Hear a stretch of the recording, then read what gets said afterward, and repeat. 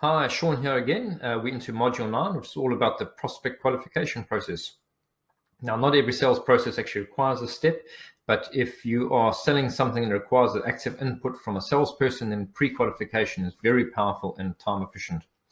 Without the qualification process in place, what often happens is that you go through your sales process and your prospect then comes back to you and says, well, I need to sleep on it. I need to check with somebody else. It's too expensive, whatever. There'll be objections being raised. This is a 9-step process and requires you to customize the content of the steps to suit you and your business. Most importantly, it requires consistency in execution. Without consistency, you can never be sure if the process is actually working for you or not, and where improvements need to be made in the process. In terms of framing the qualification process, there are two broad concepts that need to be beared in mind throughout. The first one is about taking control.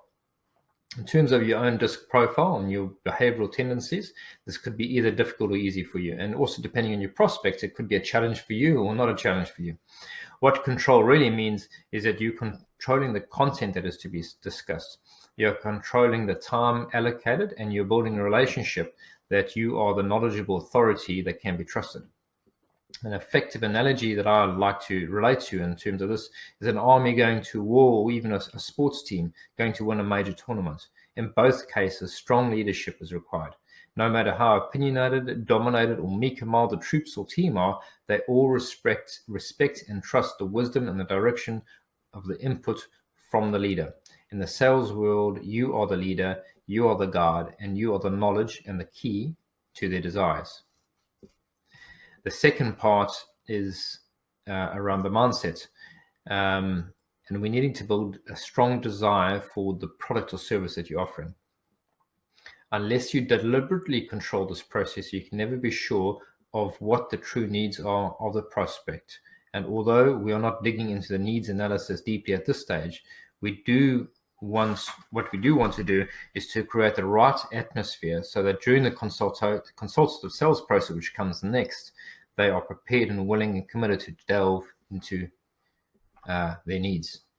After all, we don't really want to be chasing them. We'd rather change that around so they tend to be chasing us more than us chasing them.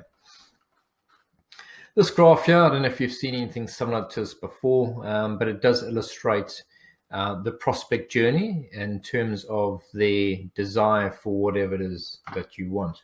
You may have also heard that most human beings, the majority of us, we make up our buying decisions based on the logic of weighing up the pros and cons of who or where or how we're going to buy it. But the final decision of where we ultimately make that decision, it's always an emotional level. And that emotional level, the trigger for that is reaching some type of pain point or a need. And that need or that pain point is at a particular threshold, and the prospect is always at a different threshold at any one point. Where are they on this journey? For the assumption of your prospect, you need to assume that they're always at the left-hand side of this curve, that they haven't quite acknowledged it. Even if their words are saying, look, they're ready to buy, still go through this process to make sure that it's coming out of their heads and their minds, where exactly they are on this graph. This next slide illustrates to you in terms of the product that you're selling. Every product has a different amount of complexity. Every product has a different a cycle length in terms of its sales process, and the effort required is obviously going up the more complex and the length of the sales process is. So like in the PDF, I'll give an illustration there. If you're selling a Coca-Cola and really all you need to have is a vending machine somewhere close to where people are thirsty, they put their dollar coin in, they get out comes a Coke. But if you're selling an aeroplane, something that is quite expensive, that process is likely to be very long. They'll want demonstration of flights. You'll have to involve a whole lot of different stakeholders. You probably have to go through some tendering process, and it goes on and on and on. For the majority of the people taking part in this program, you're likely to be having somewhere between 2 and 3 steps, maybe a couple more if necessary, in terms of a prospect winning over to finally be a customer. And that's where we're going to be obviously focusing our efforts. In the process, we've got 9 critical qualification steps, and I'm going to go through them individually. 1 is building rapport, 2 is why now, 3 is an overview, 4 is best case scenario, 5 is the reality, 6 is possible solutions, 7 timing, 8 is a summary, and 9 is we need to determine if we've got a marriage on the go with them. Are they likely to become a customer or not? So with building up rapport, we really want to establish this in 1 to 2 minutes. You obviously have to be careful about being superficial.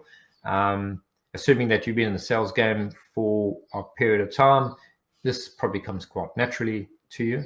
My general advice is just to ask some general background questions about how they're getting on, a topical item if you know that they're likely to have some interest in it. So you don't have to go too deep. Don't make it sound artificial, that's for sure.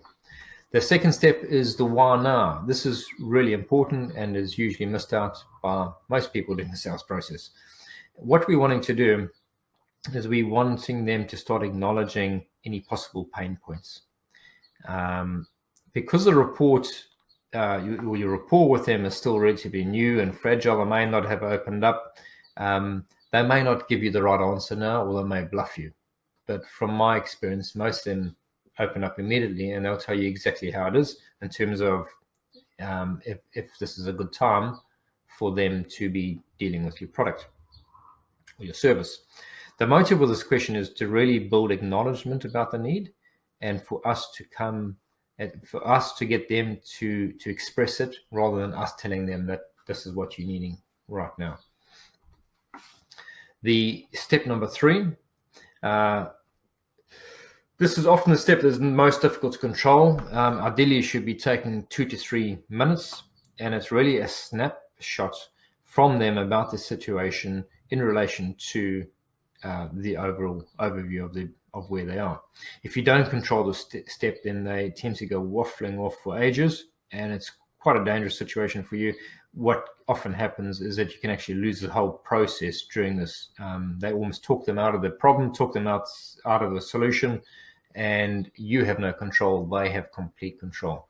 So really how you phrase the question, and there's some guidelines that in the PDF in terms of how you can direct it and make it quite clear that it's a brief overview of you looking. So you've got a broad understanding of their solution.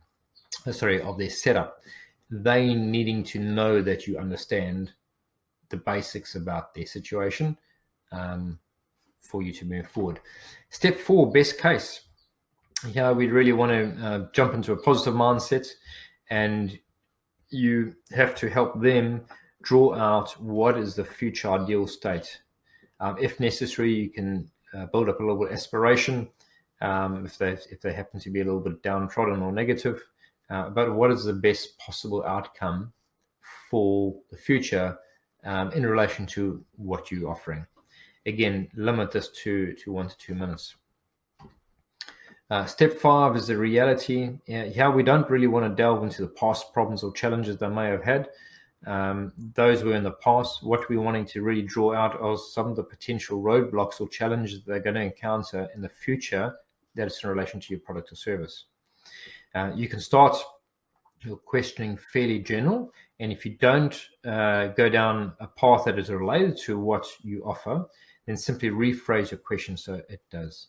Again, we want to get answers and foresights out of their lips, not yours. If you say the problem, then they don't take ownership from it, and they also don't take ownership for the implementation of the solution or even buying into your solution. So really important that they are expressing it from themselves, and they don't see it, that you are telling them what the reality is. Step 6 is possible solutions, and again we want to stay very brief here, and we're staying with the same mindset. What are the possible solutions that they see would work for them? And then for you to make an assessment, are any of these solutions what you offer? If yes, then you can delve a little bit deeper and you can ask them some deeper questions, such as what's the impact that this solution would have on them personally or their family or the business. If it looks like there's no fit between what they're looking for, a solution, and you believe you do have a solution, then you need to probe with some questions, pointing them in that direction, so that it has to come out of their mind, their lips, in terms of your solution. If it genuinely looks like there's no fit, right at this point, you can probably tell them it looks like there is no fit, and you can maybe steer them in the right direction of where they can find it. Step 7 is, again, we're starting to do the recapping process. We want to acknowledge again why now is the right time for the solution, as well as to understand what is their buying process. In terms of the pre-scripting questions that you'll find in the PDFs, these need to be fairly short and unambiguous. They need to be very clear so that they can't misinterpret them in any way. But when they reply, be prepared to delve deeper if necessary. Timing is very important, because if they start coming back to you with stumbling blocks at some points in terms of roadblocks, you really want to go back to some of the words that they use and remind them of their commitment in terms of this timing. Step 8 is a summary. Here we want to summarize what they have told you. For you, it may sound like you're going through the really obvious, but you'll find when you're giving the summary back to your prospect, it's almost like they have an aha moment and they think, oh, that's ingenious. Where did you come up from that, even though it came out of their own mouths? So in the summary process, we're trying to, I need to urge you to try and use as many of the same words and phrases that they've used. In sales terminology, this is referred to as mirroring, and in sales, it is really, really important, extremely effective. 90% of the qualification process is you controlling the process, and them speaking and telling you the cold, hard facts out of their minds and their mouths. They need to take ownership of the reality, and if successful, to acknowledge that you have the solution for them. Again, I just have to really emphasize this. The whole process of the qualification is you taking control of the process and you getting them to express the need and the desire for your product. And the last step is a marriage. Do you have a marriage on the go? Do we move on to the next step? So during the whole prospecting conversation or call, however you're going to do it, it's really about a courtship. So far, you have had a few opportunities to decide if the prospect is a good fit for you or not. And now is a final opportunity to acknowledge it. You need to tell them either the fit looks good or the fit looks bad. And you can remind them that, again, this is outlined in the PDF. You can remind them at this point that right in the beginning of the conversation, you told them that if the fit was good, you would propose a solution, and that solution would be the next step, which is going through your product and your service offering, which would be done in a separate call or a separate meeting. And if the fit is not good, then what you'd like to do is either direct them to some self-help. So depending what you're doing is in your service offering, is there something that you can link to your website or some information, or can you email them something, or can you even give them a referral of where they should go to find the solution? So that's the prospect process. The value on this is really delving into that PDF and completing it. And then during our coaching session, we'll spend some more time analyzing that and getting it right. Thank you.